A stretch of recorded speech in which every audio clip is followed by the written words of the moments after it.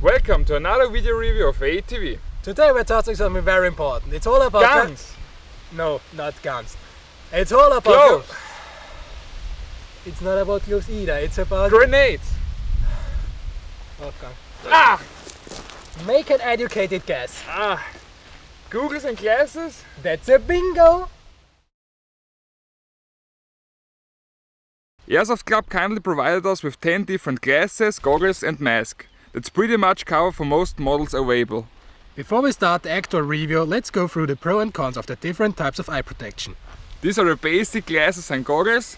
Glasses have an open frame, while goggles have a closed frame. Open frame glasses usually are a bit more comfortable to wear because basically they're just like sunglasses. Disadvantage of the open design is a BB could slip in here through the open part and bounce from the glasses into the eye. This can't happen with closed frame goggles, but they're less comfortable to wear and fog up easier because of the closed design. Shut up! Ouch! Of course, the major disadvantage of glasses and goggles, there is no face protection. Meaning a BB that could hit tip on the nose or the lips hurts like hell. And I've seen someone too split when it was hit by a BB once. Ouch!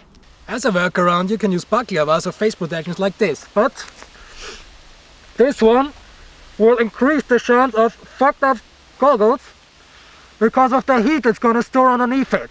And if you're like me, okay, no, wearing glasses, the open frames are the better choice.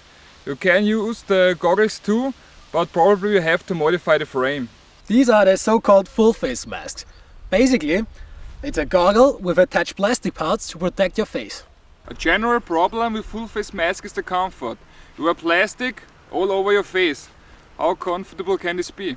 Also, some full face masks make it hard to use the stock of your rifle and the iron sights. Fogging gets a real problem here because the hot air can hardly fall away from your head. There are three possible solutions for this problem. One is using anti-fog spray, but from my experience this won't help at all. Here are two hardware solutions. This one uses an electrical fan and this one a mesh instead of the plastic lens. The mesh slightly darkens your vision, but that won't matter as long as you're not having nighttime skirmishes.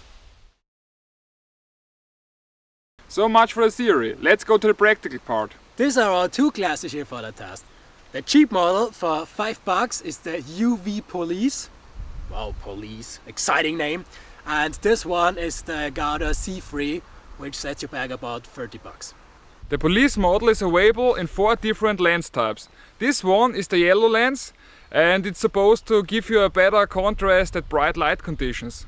The glasses are big enough to be worn in front of optical glasses. The frame feels fragile and it's easy to bend. And because of the hard plastic, it's not very comfortable. The GOGGLE C3 is the deluxe model of the glasses. It comes with a big carrying case, a microfiber carrying pouch that also serves for cleaning the lenses, 4 types of lenses and even an adapter for optical lenses. It looks cool enough to be worn as sports sunglasses.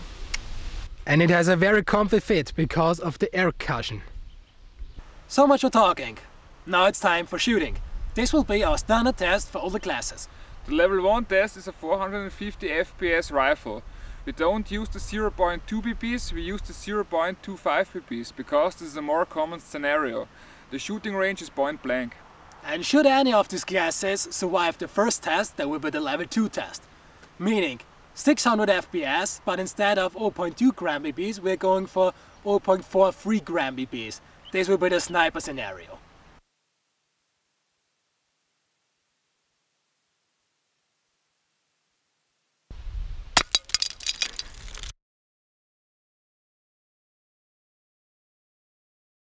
It's cheap, it's uncomfortable, but it survived. Honestly, I'm a bit disappointed because this ain't that cool. After the second shot, the frame broke. Glasses is still okay, but rest in pieces.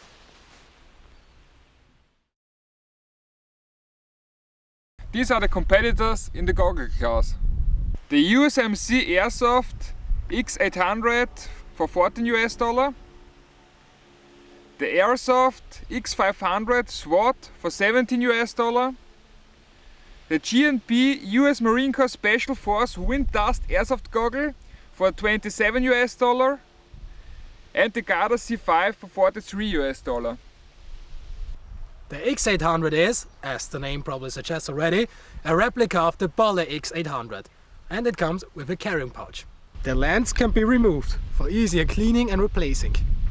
You will always have this black part in your field of view, which is irritating. Also, it's far away from being comfy. Either it's too loose or too tight, pressing hard against your forehead and nose. The X500 is the replica of the Bolle X500 and it's huge. This may make you look a bit stupid, but it gives you a good clear vision of the battlefield. The foam enables a comfy and secure fit. There are small air vents in the top and bottom of the frame to prevent fogging. Just the built-in protective case is a bit weird. It can't be removed, but it isn't in the way either. The goggle also works fine in combination with optical glasses. The GOGGLE C5 comes with a hard protective case and, once again, with a soft protected case that can be used for cleaning. The design of the goggle looks a bit cyber-futuristically, but it works. The movable strap parts make it for a pretty good fit, even when wearing a helmet. There are several vent holes on the upper side and on the lower side to prevent fogging. There's just one big disadvantage. The inside of the lens scratches very easily, even when using a microfiber fabric. So after several skirmishes, this is probably pretty much unusable. The GMP goggles are full of foam. This is because they have big air holes. Without the foam, the BBs could pass through. The goggles look good, but they are not good to look through. The lens is not clear and distorts the view. All goggles survived the test. Our favorite is the X500 because it has the best field of view, is cheap and it's comfy.